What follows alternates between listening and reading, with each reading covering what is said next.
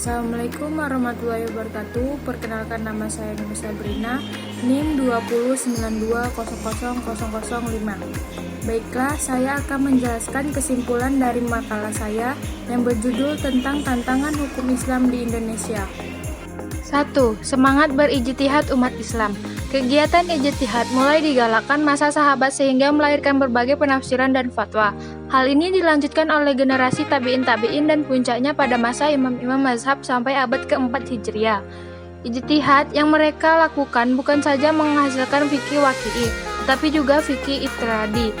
Melalui imam-imam mazhab, kemudian lahirlah berbagai mazhab fikih yang bervariasi sepanjang sejarah.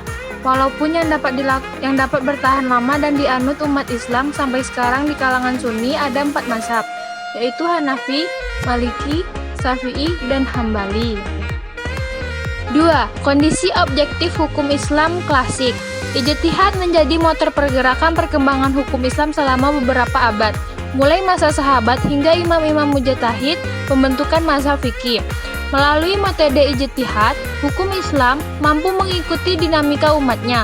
Ada 2 bentuk ijtihad yang berkembang ketika itu, yaitu ijtihad al-istibati dan ijtihad al-tabiki.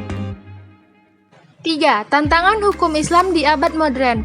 Ada 3 sikap Islam terhadap hukum Islam dalam merespon perkembangan modern. 1.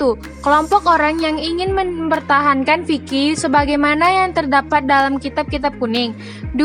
Kelompok lain berpendapat umat Islam harus maju dan dapat hidup secara tenang di abad modern ini dengan tetap menaati ajaran agamanya. 3. Kelompok orang yang berpandangan untuk mengejar ketertinggalan umat Islam dan menyesuaikan diri dengan kemajuan abad modern. 4. Peluang mengatasi tantangan. Ada beberapa hal penting yang menyebabkan hukum Islam mampu menghadapi perkembangan sosial, termasuk abad modern ini sebagai berikut. 1. Keluasan sumber hukum Islam.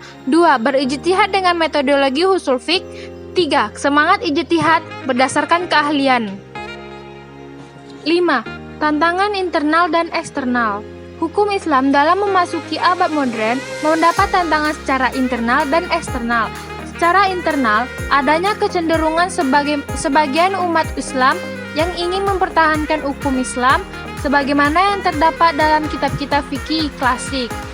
Sementara, yang lain ingin melakukan perubahan secara liberal terhadap hukum Islam, baik melalui ijtihad atau menggantikannya dengan hukum lain agar mampu menyesuaikan diri dengan perkembangan modern.